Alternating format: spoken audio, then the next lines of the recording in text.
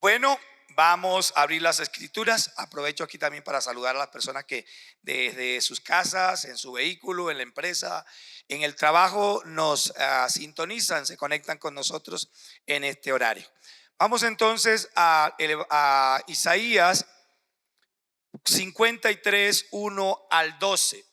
Este pasaje nos relata, diríamos que nos hace una radiografía de la vida de Jesús o 700 años antes de que Él viniera. O sea, Dios le permite a Isaías una revelación de Jesús que va desde sus inicios hasta diríamos, su ascensión al cielo, su eternidad. Nuevamente retornando, como Él mismo dijo, a esa gloria que me diste, Padre. Vamos a leer al unísono, me gusta que me acompañen en la lectura. Entonces, los animo para que lean conmigo en estos momentos.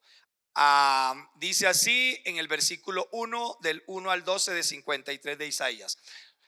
Vamos, 1, 2, 3. ¿Quién ha creído a nuestro anuncio y sobre quién se ha manifestado el brazo de Jehová?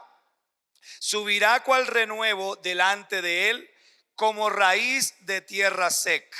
No hay parecer en él ni hermosura.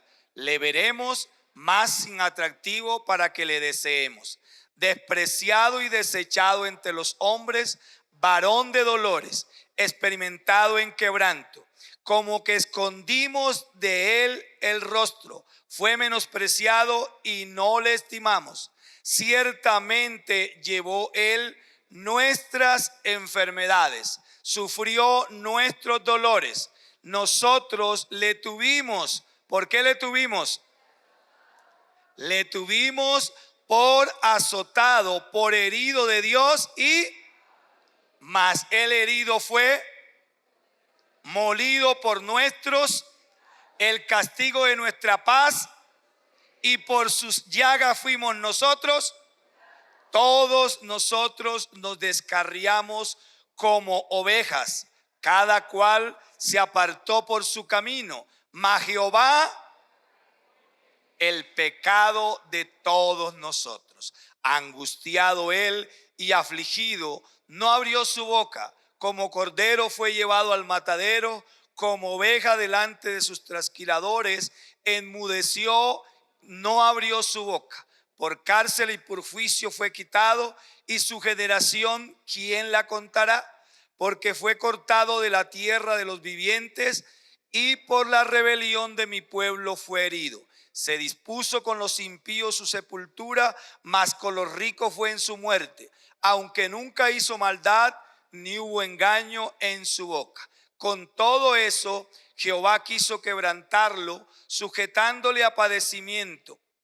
Cuando haya puesto su vida en expiación por el pecado, verá linaje, vivirá por largos días, y la voluntad de Jehová será en su mano prosperada. Verá el fruto de la aflicción de su alma y quedará satisfecho. Por su conocimiento justificará mi siervo justo a muchos y llevará las iniquidades. Por tanto, yo le daré parte con los grandes, y con lo fuerte repartirá despojos. Por cuanto derramó su vida hasta la muerte y fue contado con los pecadores, habiendo él llevado el pecado de muchos y llorado por los transgresores. Bueno, hoy quiero compartir con ustedes el tema doloroso pero conveniente. Doloroso pero conveniente. O sea, la vida de Jesús, y ahí lo vamos a mirar en el encabezamiento, fue un completo dolor, ¿no? Muchos de sus momentos. Eso no significa que él hubiera vivido amargado, eso no significa que él hubiera vivido aburrido, pero sí lo que vemos es que la vida de Jesús fue de muchas aflicciones y sufrimiento. Esta profecía Isaías la revela aproximadamente 700 años antes de la llegada del Mesías, y se cumplió al pie de la letra. El profeta Isaías inicia su mensaje planteando dos preguntas. ¿Cuál es la primera pregunta? ¿Quién ha creído a nuestro anuncio? Y la segunda pregunta, ¿sobre quién se ha manifestado el brazo de Jehová? Gracias. ¿Sobre quién se ha manifestado el brazo de Jehová? En la En la Nueva Traducción Viviente, esa frase sobre quién se ha manifestado el brazo de Jehová dice: ¿a quién ha revelado el Señor su poderoso brazo? Estos dos interrogantes comprometen directamente primero a la humanidad caída o a la humanidad caída, pero también comprometen o nos revelan el plan salvífico de Dios como tal. Entonces, vamos a mirar, dice, sobre quién se ha manifestado. Entonces, la primera parte, ¿quién ha creído nuestro anuncio? Ese anuncio recae sobre la humanidad, ¿no? ¿Quién cree el anuncio? ¿Quién puede creer el anuncio de Dios? ¿Qué anuncio? El anuncio de que vendría un Salvador. El anuncio de que necesitamos reconocer nuestros pecados. El ser humano no quiere reconocer sus pecados. El ser humano no quiere reconocer que hay un Dios. Entonces él mismo se coloca en lugar de Dios y necesitamos creer eso. El ser humano necesita creer eso. Necesita creer que Dios, a través de la ciencia, es decir, Dios, todo lo que existe fue creado por Dios. La ciencia solo descubre,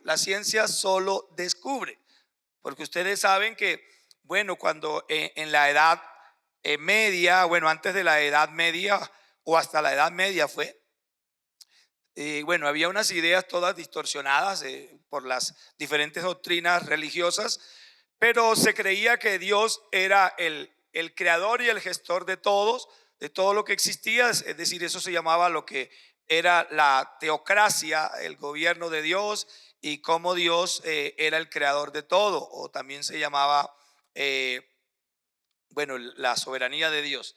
Pero luego, con lo que se llamó el Renacimiento, a partir del año 1500 y algo, que la ciencia empezó a avanzar, el hombre descubre que todo existe por leyes, que no, las cosas no son por supuestamente, porque antes se creía que eran los dioses, no Dios, sino dentro de la mitología se creía los dioses, y entonces la ciencia dice no, con todos los avances de esa época, el descubrimiento del telescopio y todas esas cosas permitió que entonces el hombre dijera: no, nosotros no creemos que eso sea Dios, son las leyes. Entonces descubren las leyes físicas, las leyes que existen en el universo, y el hombre dijo: no más Dios, nosotros somos Dios porque nosotros somos los que conocemos el mundo.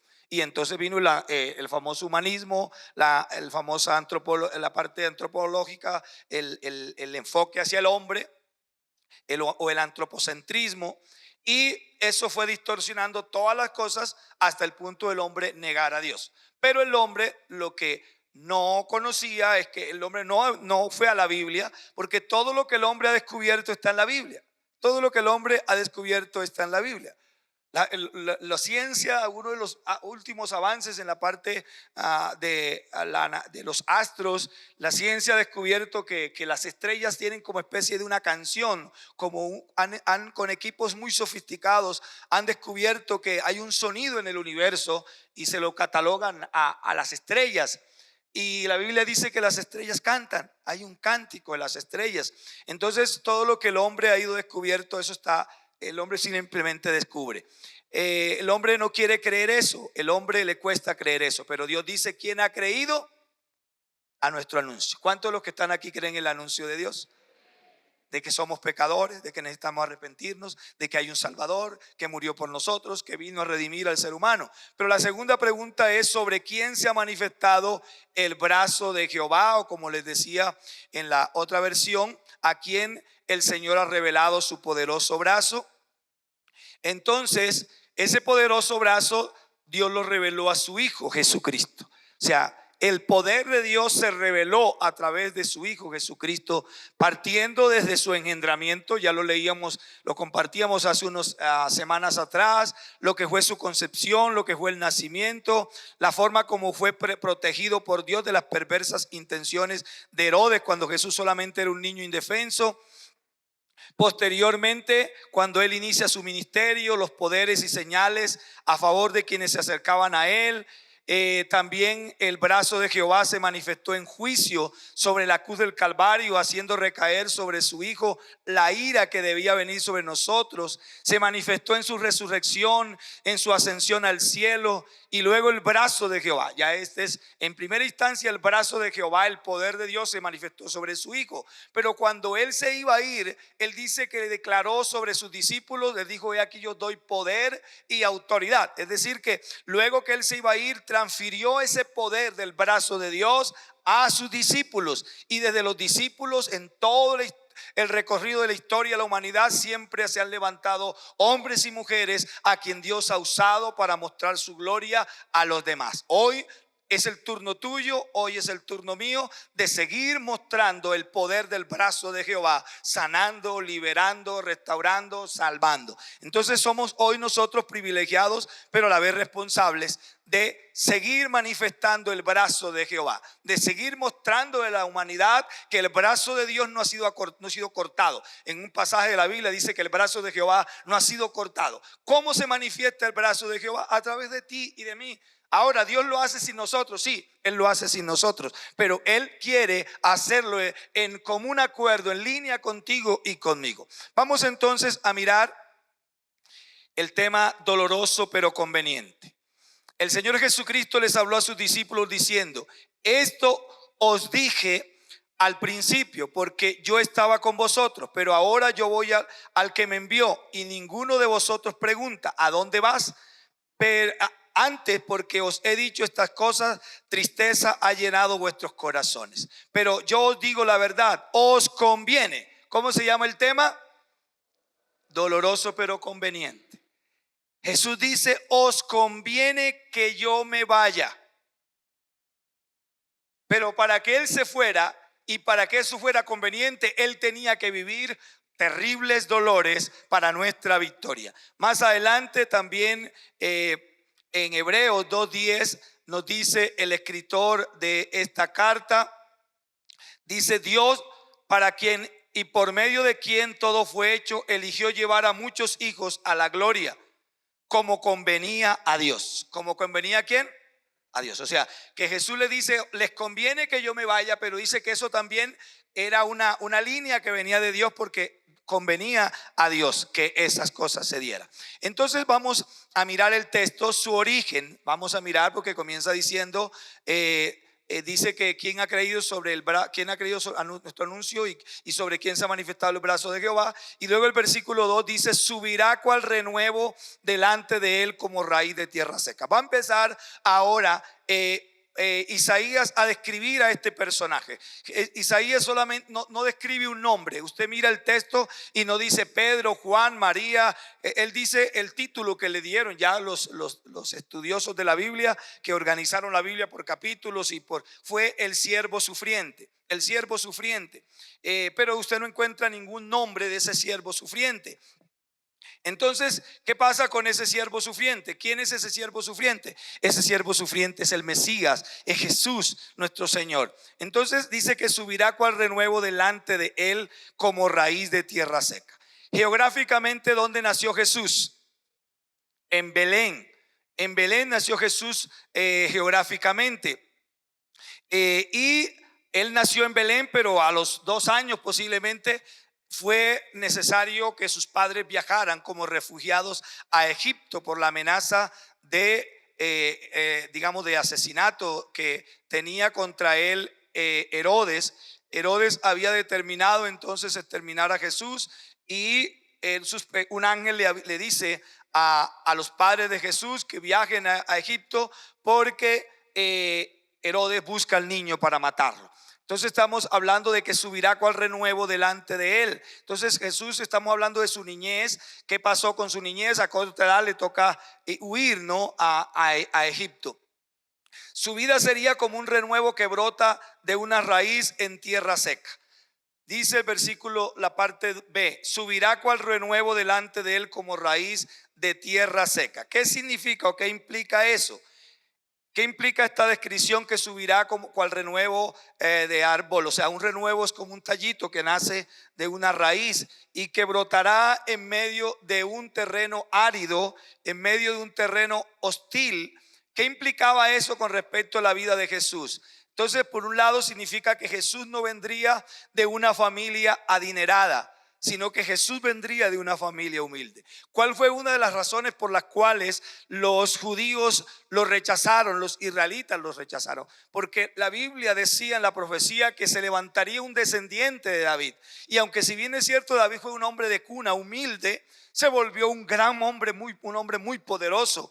Y su descendencia de ahí en adelante fue un hombre rico, fue descendencia de reyes. Es como cuando tal vez alguno de nosotros viene de cuna humilde, pero empieza a trabajar y le empieza a ir bien y a prosperar, y de ahí en adelante se cuenta la pobreza de él, de sus raíces. Pero ahora sus hijos no conocen pobreza, sus hijos conocen riqueza, fama, carro, empresa, dinero. Entonces ya la pobreza quedó a un lado y se cuenta de allí en adelante. Podríamos pensar esa idea. Ellos esperaban que entonces el descendiente, el Mesías, que venía de la raíz de David, sería un hombre poderoso en dinero, en riquezas, en fama, que tendría cómo invertir a la guerra, porque ellos no esperaban un salvador de esa manera. Ellos esperaban un salvador que sacara la espada y guerreara contra los romanos y los librara del yugo de esclavitud o de sometimiento al que estaban ellos expuestos. Entonces, una de las razones por las cuales ellos rechazan a Jesús es porque Jesús viene de una cuna humilde. Entonces, él no era una persona importante, no tenía un respaldo poderoso ni en lo económico, ni en lo político, ni en lo religioso, ni en lo militar. Entonces esto haría que no sería visto como un árbol frondoso. La Biblia usa muchas figuras de comparaciones con elementos de la naturaleza. Y no compara a Jesús aquí con un árbol frondoso, no lo compara con un cedro, no lo compara con una higuera frondosa, lo compara con un tierno renuevo, con un tierno renuevo. Y ese tierno renuevo, es decir, es nada menos y nada más que un tallito débil, un tallito frágil, que ese tallito frágil entonces era vulnerable, representaba lo vulnerable que era Jesús como hombre. Además, ese renuevo crecería en tierra seca. Esa cuestión de tierra seca, Jesús creció primero en Egipto, no era su tierra, era una tierra diferente. Allí creció los primeros tal vez 12 años o 8 años, porque se fue tal vez de unos 2 años y regresa quizás a los 10 o un poco cerca de los 8 años. Jesús regresa de allá. Pero luego se establece, no va a Belén, que era donde había nacido, sino que tiene que ir a Galilea, especialmente a Nazaret. Era como un lugar por allá apartado, donde poco se dice que esa tierra había sido influenciada en tiempos anteriores por corrientes de pensamiento, y no se tenía como en un buen concepto esa tierra de allá. Entonces, además de eso, pues era como un lugar de pobreza, muy humilde. Entonces allá crece Jesús, y por eso la Biblia dice que era como un renuevo que crecería en tierra seca. Es decir, sería una tierra muy poco productiva, no tenía como muchas cuestiones de productividad. Había dificultad en el sentido del terreno para extender sus raíces.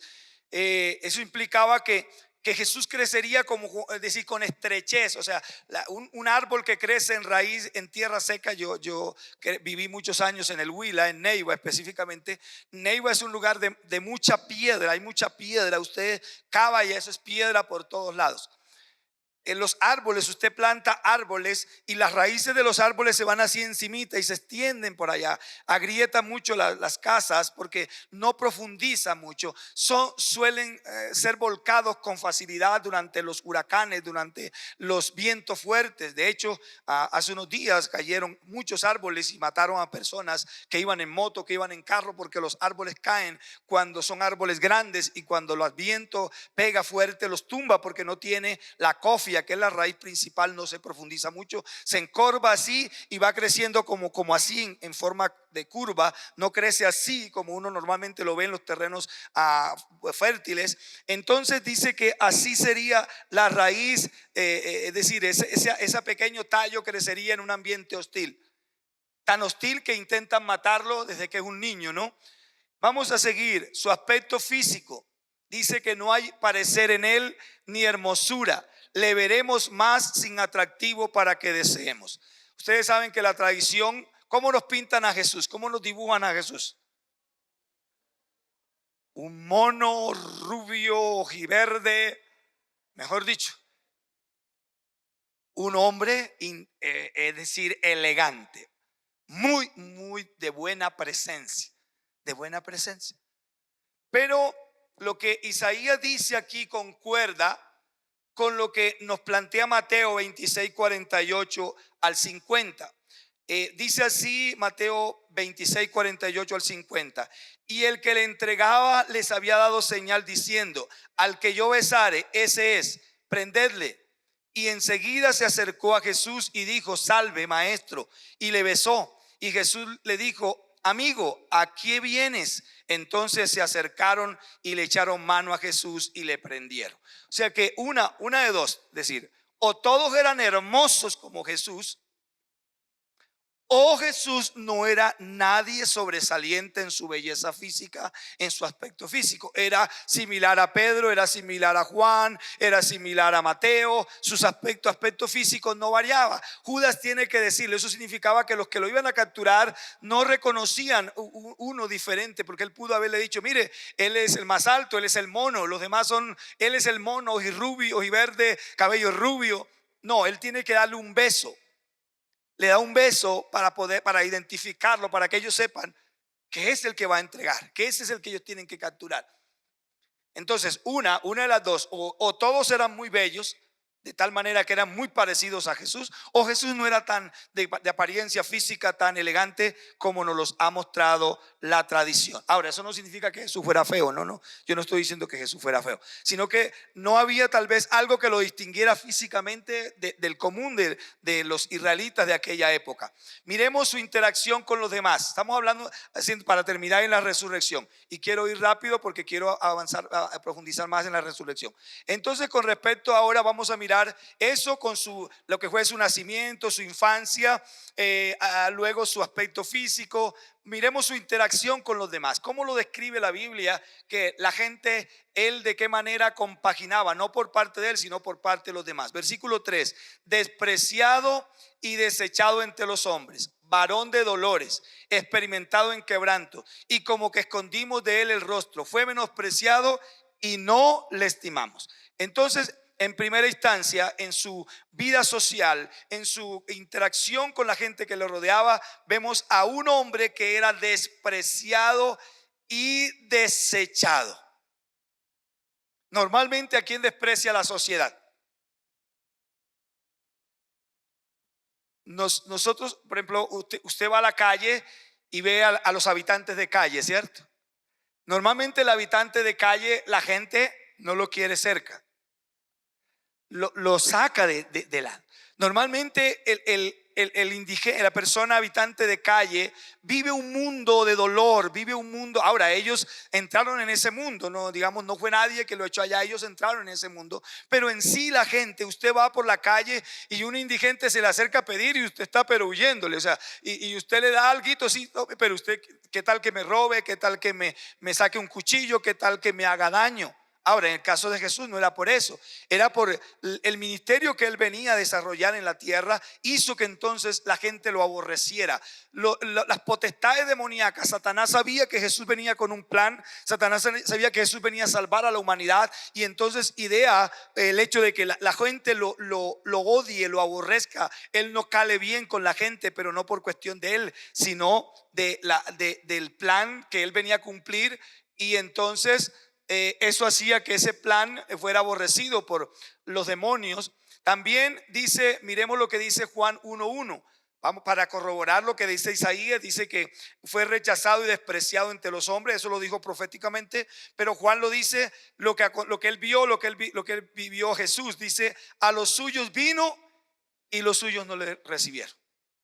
¿Eso qué significa? Que él llegó a la gente de él ofreciéndoles el plan, el proyecto, el propósito, y la gente de él lo rechazaron. A los suyos vino y los suyos no le recibieron. Entonces, eso también miremos lo que plantea. O sea, ahí Juan simplemente lo describe, que vino a la gente de él y no lo atendieron. Pero miremos ya un acto más desgarrador en Mateo 27, 21 al 23. Cuando Jesús lo estaban llevando de aquí para allá, era como una pelotica. Los que lo capturaron se lo llevaron a las autoridades religiosas. Las autoridades religiosas le llevaron a Herodes, a Pilato. Pilato se lo mandó a Herodes. Herodes se lo volvió a Pilato. O sea, era como un balón, para allá, para acá, para allá. Y estaba Jesús toda una noche sin dormir, todo un día de agonía. Y entonces en ese estado viene y sucede lo siguiente que les voy a leer. Dice Mateo 27, 21 al 23. Y respondiendo el gobernador les dijo, o sea, está hablando de Pilato: ¿a cuál de los dos queréis que os suelte? Ellos dijeron: a Barrabás. Pilato les dijo: ¿qué pues haré de Jesús llamado el Cristo? Todos le dijeron: que sea crucificado. Y el gobernador les dijo: pues qué mal ha hecho este. Pero ellos gritaban aún más diciendo: sea crucificado. Parece que en Juan dice que gritaban: crucifícalo, crucifícalo. Y en uno de esos evangelios ellos dijeron: que la maldición venga. Es decir, si esto va a traer maldición, que venga sobre nosotros y sobre nuestros descendientes. Y ya sabemos lo terrible que le ha costado a todas las generaciones israelitas por esas palabras necias que aquellos sacerdotes en ese tiempo declararon: que sea sobre nosotros el castigo, si esto va a traer castigo, pero este hombre debe morir. Entonces miren, ¿se imagina usted que usted no ha hecho nada? El hombre que era extranjero dice: yo investigué, este hombre no tiene nada digno de muerte. Lo envía a Herodes y Herodes no encuentra nada digno de muerte. Pero ¿qué haré con él? ¿Se lo suelto? Y ellos dicen: no, suéltanos al criminal. Imagínense. Si alguien experimentó el amor de Dios, escuchen esto, la primera persona que experimentó el amor de Cristo en esos momentos agónicos se llama Barrabás. Pero Barrabás, tú dirás: uy, wow, Barrabás, qué afortunado Barrabás. Barrabás te representa a ti y a mí. Nosotros debíamos pagar la condena, pero Jesús la tomó en el lugar de Barrabás y también en el lugar tuyo y en mi lugar. Seguimos. Entonces vamos a seguir avanzando. Miremos ahora en su humanidad. A partir del versículo 3b dice que fue varón de dolores, experimentado en quebrantos. Jesús fue un varón de dolores en todo el recorrido de su vida. Nació, escucha esto lo que te voy a leer. Nació en un pesebre. Sus padres debieron refugiarse en Egipto. Ustedes saben, vemos las noticias, lo que viven los famosos refugiados, ¿no? Lo que vive la gente inmigrante, que se exponen a tantos peligros. Jesús fue un inmigrante, o sea, Jesús es la imagen de aquellos venezolanos, de aquellos colombianos, de aquellos ecuatorianos, de aquellos peruanos, de aquellos europeos, de aquellos africanos, de aquellos asiáticos, que a causa de las crisis de su país, a causa de las guerras en su país, tienen que inmigrar. A causa de las amenazas, ¿cuántos hombres y mujeres en Colombia han tenido que inmigrar a otros países para poder salvar su vida? O migrar a otros países para salvar su vida.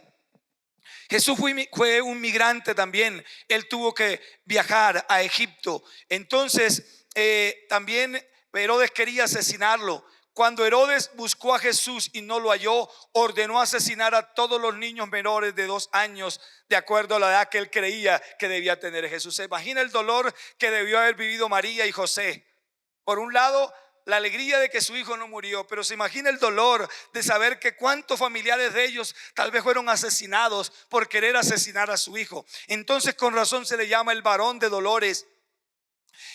También Jesús dice la palabra de Dios con respecto a ese acontecimiento allá en Mateo 2:18, que es tomado de Jeremías 31:15. Dice: voz fue oída en Ramá, grande lamentación, lloro y gemido. Raquel que llora a sus hijos y no quiso ser consolada porque perecieron. Esa expresión, Raquel que llora a sus hijos, representa a todas las mujeres en Israel que perdieron a sus hijos en ese momento de locura de Herodes Mire esa barbarie de la guerra en Colombia. Esa niña que de 20 años celebraba sus 20 años después de salir de una reunión religiosa en la iglesia católica, y estaban comprándose un helado para disfrutar con su familia, y esa bomba ahí en la Plata Huila destruyó la vida de esa joven de 20 años y de su hermanito de 17 años. ¿Cuánto dolor? ¿Cuánto dolor tiene esa familia? Pero sigo, Jesús es el varón de dolores, es varón de dolores. Debido a la multitud que buscaban, voy a leer esta frase. Debido a la multitud de las personas que buscaban ayuda en Jesús, muchas veces Él y sus discípulos no tuvieron tiempo para comer, y sus parientes, allá en no lo vamos a leer, pero en el Evangelio de Marcos, allá no solamente le voy a dar la cita, usted si desea tómelas. Ellos fueron a buscar a Jesús y amarrarlo porque creían que estaba loco, porque a causa de la multitud que asediaba no le daba tiempo de comer. Y entonces dijeron: este hombre se le corrió el champú, este hombre se le corrió el petróleo y necesitamos llevárnoslos. Y vinieron a buscarlo. Sus hermanos no creyeron en él. Eso está en Juan capítulo 7 versículo 1 al 5. Los escribas y los principales sacerdotes lo odiaban y querían asesinarlo. Eso está en Marcos 11, 18. Judas lo traicionó, Pedro lo negó. Sus 3 discípulos más cercanos no pudieron permanecer despiertos con él para ayudarlo en su agonía esa noche en Getsemaní. Entonces, con razón la Biblia, con razón Isaías profetizó el varón de dolores. Miren ese varón de dolores. Dice que nadie quería mirarle. Versículo 3, la parte C. Y como que escondimos de él el rostro. ¿Cuánta gente hoy sigue escondiendo el rostro de Jesucristo? Le predicamos el amor de Cristo, le predicamos el amor del Señor, el plan salvífico, y la gente dice: yo tengo mi religión, yo no necesito religión, yo necesito, o yo soy de la religión tal. Ayer fuimos aquí al Parque La Trinitaria y la gente seguía jugando balón allá en su cancha. El que estaba allí tomando aguardiente seguía tomando aguardiente, contando sus chistes, sus risas. ¿Cómo hace la gente? No quiero mirar a Jesús, no lo quiero mirar. ¿Qué es lo que estaba profetizando Isaías? Que aquel varón de dolores, dice, y como que escondimos de él el rostro. ¿Cuántos años tú escondiste el rostro del Señor Jesús? Yo escondí por muchos años mi rostro de Jesús. Por muchos tiempos yo no quise mirar a Jesús. Todos mis primeros años, desde los 16 hasta los 22 años, 23 años, yo no quise mirar a Jesús. Aunque sabía que era una verdad, aunque sabía que era real, yo quería disfrutar el mundo, yo quería embriagarme, yo quería los placeres del mundo, y ese placer del mundo me llevaba a decir: yo no quiero que me hablen de Jesús. De hecho, no sé por qué me generaba tanta rabia cuando me hablaban de Jesús.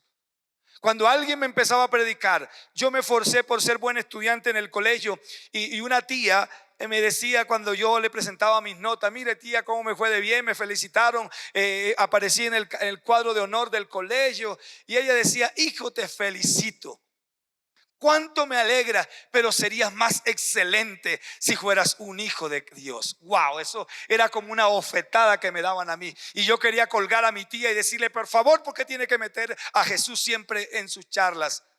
Porque a veces nos da rabia cuando nos hablan de Jesús, nos enojamos cuando nos hablan de Jesús. Pero sabes que si tú hoy vienes nuevo y eres de aquellos que te da ira cuando te hablen de Jesús, recuerda, es el diablo que te está colocando en el corazón que te enojes cuando te hablen de aquel. Es aquel que te está poniendo como aquel caballo que lo usan en la ciudad con testera. Te pone una testera aquí para que solamente mires lo que tú quieres, para lo que él quiere que tú mires, y no mires a Jesús. Dice que ellos lo escondían de Jesús el rostro.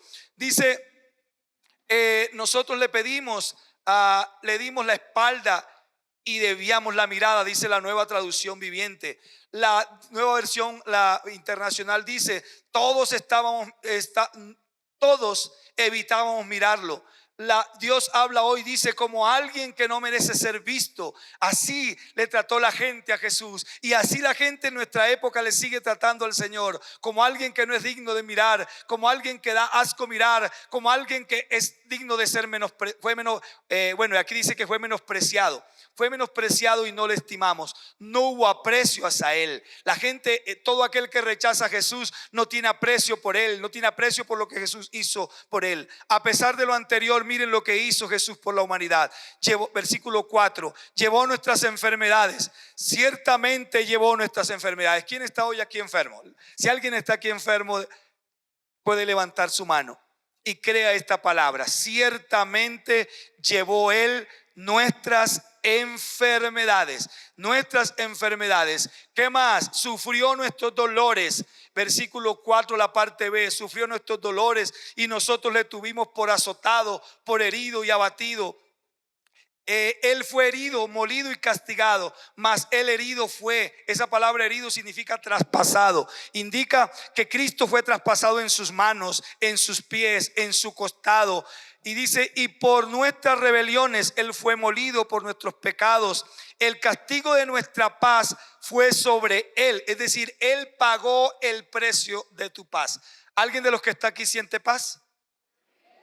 ¿Sabes que esa paz tuvo un precio? ¿Sabes que esa paz fue comprada? Tú no la pudiste comprar, yo no la pude comprar. ¿Sabes por qué los gobiernos del mundo no podrán darle la paz? Por mucho que quieran, por mucho que en Colombia se hable de la paz total, no la logrará ni Petro ni ningún presidente que lo intente hacer sin Jesucristo, porque Cristo fue el que compró la paz tuya, la paz de los colombianos, la paz de la humanidad. Fue Jesucristo el que la compró, y ningún hombre podrá dar la paz, porque no le pertenece la paz al hombre. El hombre tiene paz porque Cristo la compró. El hombre tiene paz porque Cristo pagó el precio de nuestra paz. Él pagó el precio de nuestra paz. Sus heridas nos otorgan sanidad. Dice, por sus llagas fuimos nosotros curados. Esta sanidad abarca la sanidad integral, sanidad física. Mateo 8, 16 al 17 dice, cuando llegó la noche le trajeron a él muchos enfermos, endemoniados. Y con la palabra echó fuera a los demonios y sanó a todos los enfermos, para que se cumpliese lo dicho por el profeta Isaías cuando dijo, él mismo tomó nuestras enfermedades. ¿Quién tomó nuestras enfermedades? Jesús tomó nuestras enfermedades y llevó nuestras dolencias. Si tú tienes un dolor, Él lo llevó. Esta mañana, cuando me fui a duchar, hice un mal movimiento y se me clavó un dolor en la espalda. Quedé como trabado, así como que me quedé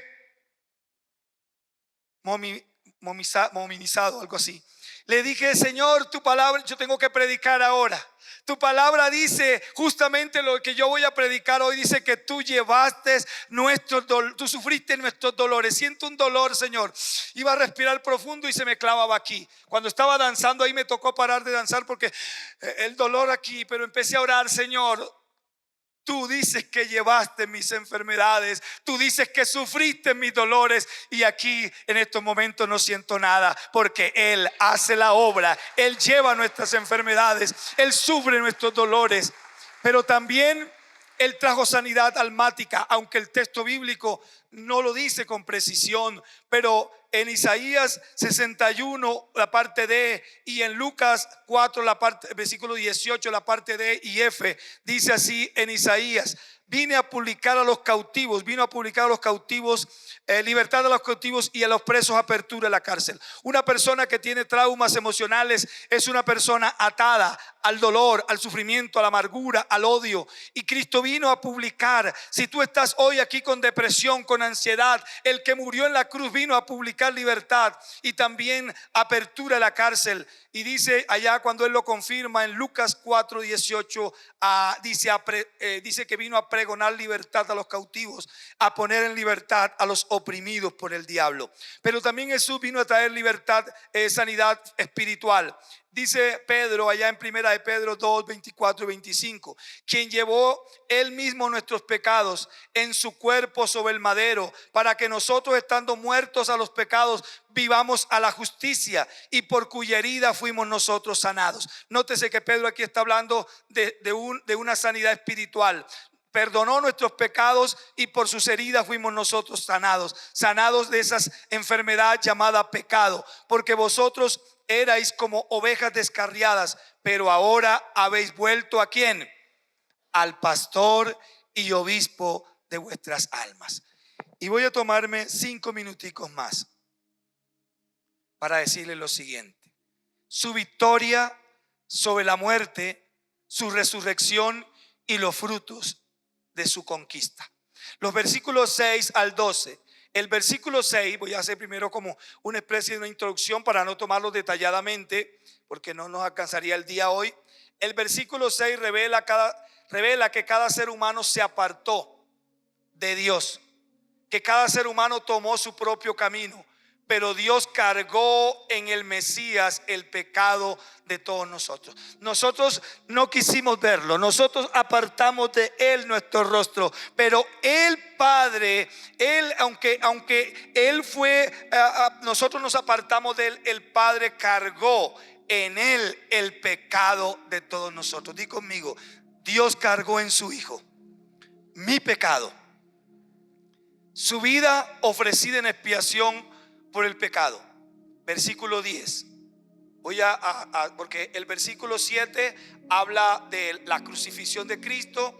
El versículo 8 y 9 más o menos van en esa dirección, pero quiero irme al 10.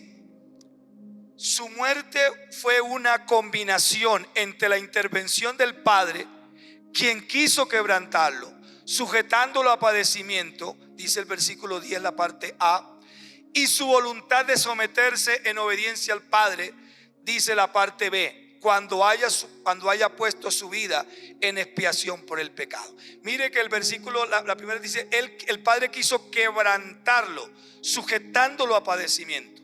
Pero la otra parte dice, cuando haya puesto su vida, o sea, Él mismo voluntariamente. Por eso Él dijo: a mí nadie me quita la vida, yo tengo el poder de ponerla y tengo el poder de volverla a tomar. Miremos su linaje y su larga vida. Si miramos el versículo 8 y lo comparamos con la parte C del versículo 10, nos damos cuenta que hay una nueva dimensión en la vida del Mesías.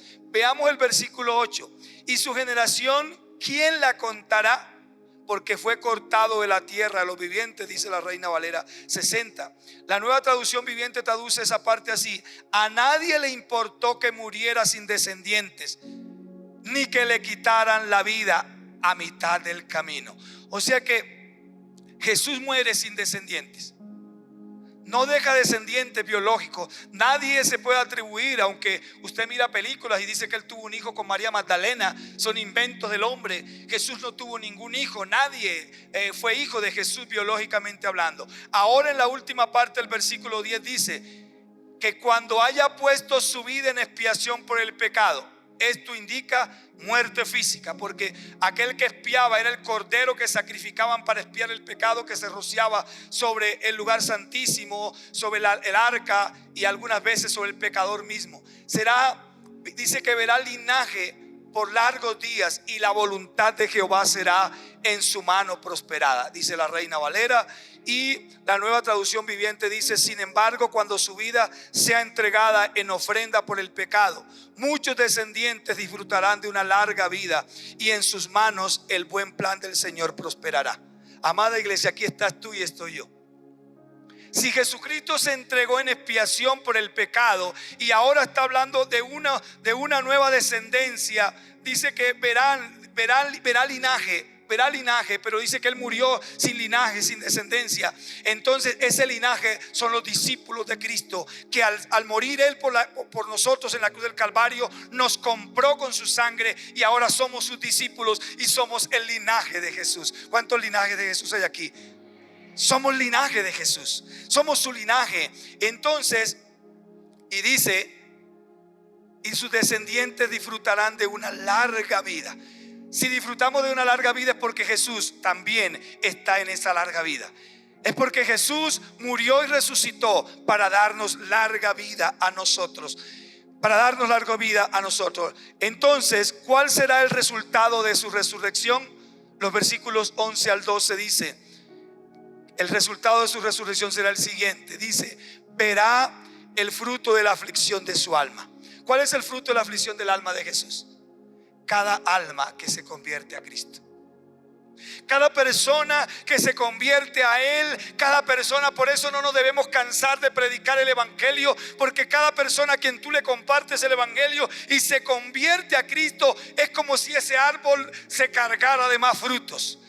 Él verá y nosotros veremos el fruto de su aflicción. Verá Él, está hablando de Jesucristo mismo, el fruto de la aflicción de su alma y quedará satisfecho. O sea que Cristo, cada vez que tú te ganas un alma, siente una inmensa satisfacción. No en vano dice Lucas que cuando un pecador se arrepiente hay fiesta en los cielos. ¿Por qué hay fiesta? Porque el primero que siente esa fiesta es Jesús, porque Él siente satisfacción en su alma al ver y decir: mi dolor no fue en vano. Mi sufrimiento no fue en vano. Mi sufrimiento valió la pena. Valió la pena que yo viviera esos horrendos dolores. Valió la pena que yo muriera por ti. Colócate sobre tus pies. Dice que Él quedará satisfecho por su conocimiento. Quedará satisfecho por su conocimiento. Justificará mi siervo justo a muchos. Aquello que, ese conocimiento de Él que es transferido a la humanidad. Por ese conocimiento que tú y yo vamos transfiriendo a la humanidad, Él justificará a su siervo justo a muchos. Muchos, tú que estás allí viéndome en casa, puedes ser justificado por medio de Él al escuchar este mensaje y recibirlo, y llevará las iniquidades de ellos. Por tanto yo le daré parte con los grandes, y con los fuertes repartirá despojos, por cuanto derramó su vida hasta la muerte y fue contado con los pecadores, habiendo Él llevado el pecado de muchos y orado por los transgresores. Esa expresión, orar por los transgresores, la Biblia dice que Cristo intercede, no en los cielos, pero también se cree que hace parte de esa oración de las 7 palabras que predicamos el día viernes, donde Él llevó nuestros pecados. Padre amado, yo te doy gracias. El tema de hoy tituló doloroso pero conveniente. Y nos narra todo tu dolor, que si hoy nos pusiéramos a detallar minuciosamente, Señor, no terminaríamos durante 3-4 horas. Pero lo he tomado a grosso modo, marcando lo que fue tu infancia, tu nacimiento y tu infancia, tu familia, donde venías, pobre, humilde, como muchas de nuestras familias que están aquí, que quizás por causa de la pobreza y de la humildad la sociedad no los valora, la sociedad no los mira bien. Yo quiero orar por ti que estás en casa. Yo te bendigo. El sacrificio de Cristo es lo que tú necesitas para ser sano, para ser libre, para ser un hijo de Dios. Hoy te invito a que recibas a Jesús en tu corazón. Di conmigo: Señor Jesús. Y también las personas nuevas que vinieron hoy, repitan conmigo: Señor Jesús, te entrego mi vida. He escuchado tu palabra, que viniste a este mundo para redimir al pecador. Yo soy pecador, yo soy pecadora y te necesito. Hoy me miro hacia ti. Por muchos años oculté mi rostro para no mirarte. Por muchos años tenía una religión, una religiosidad, pero hoy entiendo que te necesito aceptar, que necesito recibirte en mi corazón, y lo quiero hacer. Te pido que perdones mis pecados. Reconozco, dice, quien ha creído a mi anuncio. Señor, yo creo tu anuncio. Creo que soy un pecador, una pecadora. Creo que necesito tu ayuda. Creo que si bien es cierto tengo muchos conocimientos, nosotros los hombres solo descubrimos. Tú eres el creador de todo aquello que yo descubro. Gracias, Señor. Hoy te recibo en mi corazón como Señor y Salvador de mi vida. En el nombre de Jesús.